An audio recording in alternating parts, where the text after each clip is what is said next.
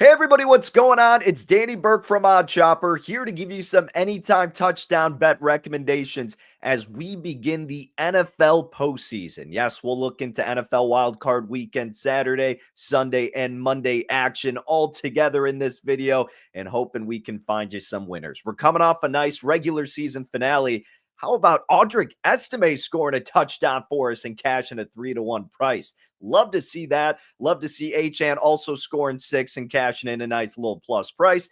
We lost out on the other two, which was Kenneth Gainwell, didn't get much action in the red zone.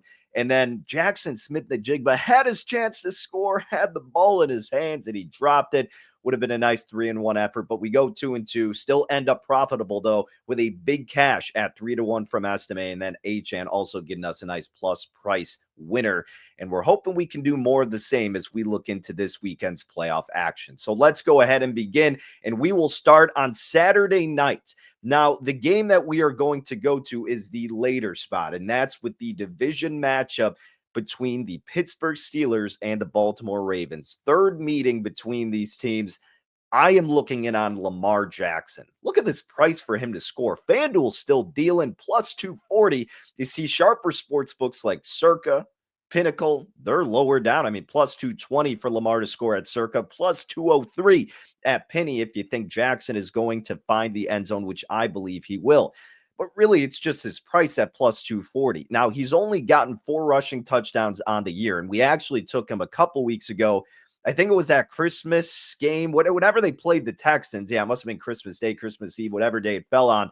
And Lamar did get a touchdown, and he was at a pretty good plus price there too. And that's what really stood out when I was handicapping it. And we're hoping he can come through once again at a really nice price here at plus 240. Now, I know what you're thinking, Danny. They have Derrick Henry there. Why the hell would you not look at him? Well, one, the price is egregious on Henry more often than not. And two, because it's a dynamic backfield. You have the dual threat with Lamar Jackson and Derrick Henry. Now, as prolific as Henry has been and will continue to be, the Steelers' run defense is very good. Henry did carve him up the last time they played, but the first go around, he only got 65 rushing yards. Not too good, relatively speaking, to Derrick Henry's standards.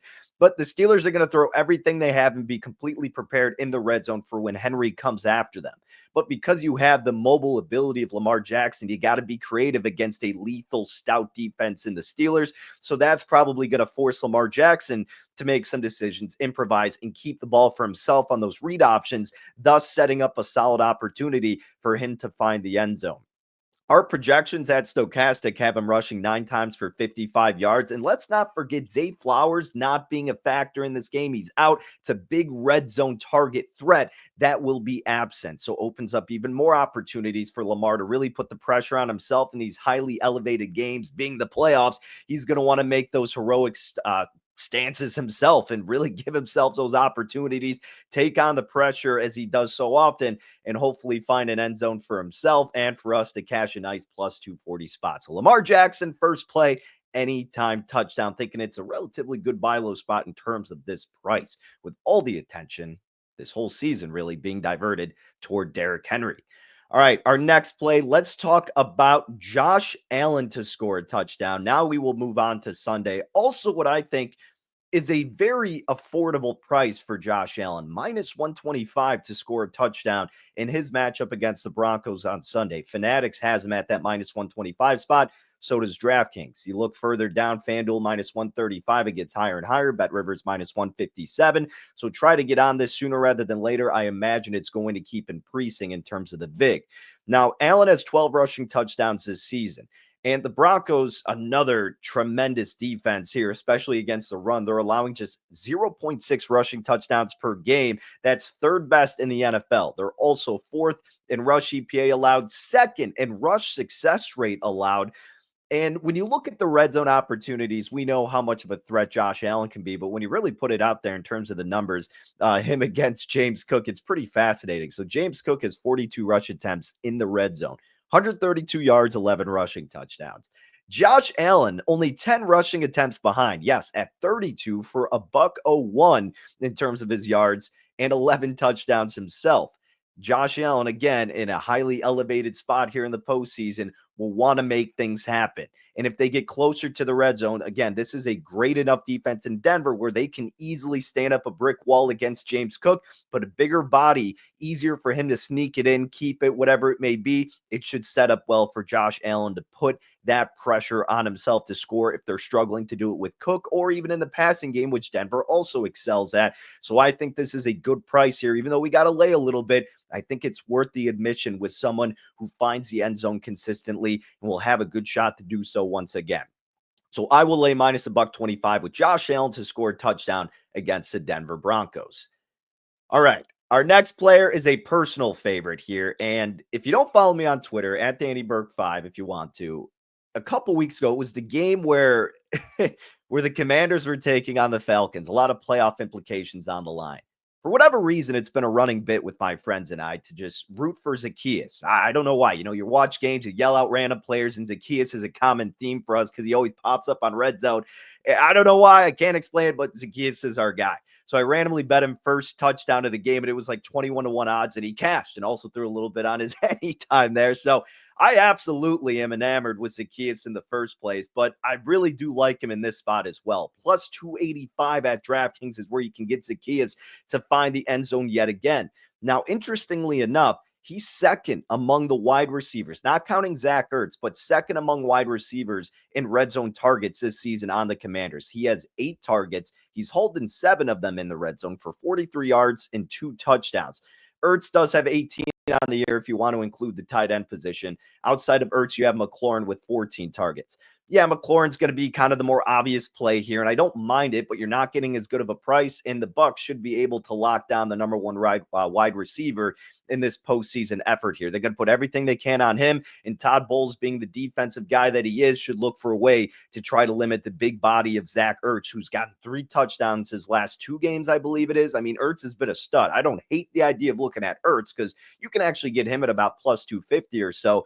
But I wouldn't be shocked if the Bucs find a way to limit him once they enter the red zone. So with those guys blanketed fairly well, I would imagine that opens up the door for Zacchaeus, who again is getting a good amount of target share in the red zone, especially these past few weeks.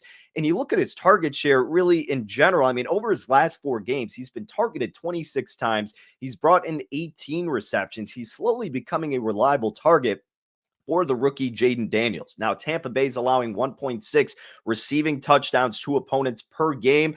And against the run, they've been amazing. I mean, they're allowing just 0.8 rushing touchdowns per game this season as Tampa Bay, 0.3 the last 3 games. So they have been a brick wall, like we mentioned with other teams. They have been just that against the run. So if Daniels can't find a way, if Robinson can't, Eckler, whoever it's going to be, that should open up the passing efforts in a game where I think they'll be trailing, needing to throw more. Zacchaeus has some good value there and getting a lot of looks as of late, enough to warrant at least a flyer here on him to score a touchdown at the price of plus 285.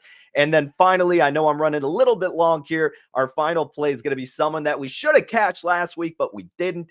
Justin Jefferson, last I checked, he was at even money, but I updated it. Now at FanDuel, he's minus 105. Still a very affordable price on arguably the best receiver in the National Football League. Jefferson leads the team in red zone targets. Are going up against a Rams secondary that ranks 28th in dropback EPA this season. Again, he leads the team in red zone targets, 22 targets, 15 receptions this season, 118 yards and 6 touchdowns, has 10 touchdowns total on the season. That first meeting against the Rams, he didn't get a touchdown, but he caught 8 of 9 targets for 115 yards. They shredded them, and he's going to have a good opportunity to do it again. The Rams have allowed 2 passing touchdowns the last 3 games and 1.7 receiving touchdowns to opponents the entirety of the season. So they have been a very vulnerable secondary, as I mentioned, throughout the whole season. And the Vikings got a lot on the line, especially after last week. They're going to be looking to come out firing. Darnold's got a lot to improve. He had a lot of great opportunities with Jefferson in that game, but man, I mean, he just kept overthrowing it. He kept missing it. I'm not saying Darnold's a great quarterback and is immediately going to bounce back, but I don't think he performs as poorly as he did last week and has an easier secondary to face in the Rams as opposed to the Lions. So they should connect, and we're getting a very affordable price, banking on them to do just that. So that's who I'm rocking with throughout wildcard weekend for anytime touchdown bets. Jefferson minus 105. We got Zacchaeus at plus 285. Josh Allen at minus 125. And Lamar Jackson to kick things off at plus 240. Before I head out of here, let me remind you, folks, the great deal we got going on right now with Portfolio EV. Instead of $99.95 for the entire month, use promo code EV59 because of the Super Bowl, right? There you go with the promo code. You get it $40.95. Awesome deal that we have going on, folks. Make sure you get in tune with that. Portfolio EV has been crushing it. Find great bets that signal expected value, great odd shopper rating, beat the market, and sign up for an affordable price. Speaking of which, you can get that with Portfolio EV.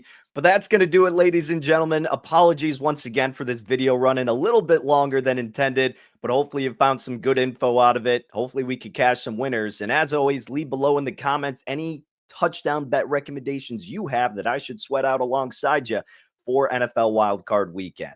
Remember to follow along on Twitter at DannyBurke5. Check out all of our content at oddshopper.com. Best of luck, enjoy the games, and take care.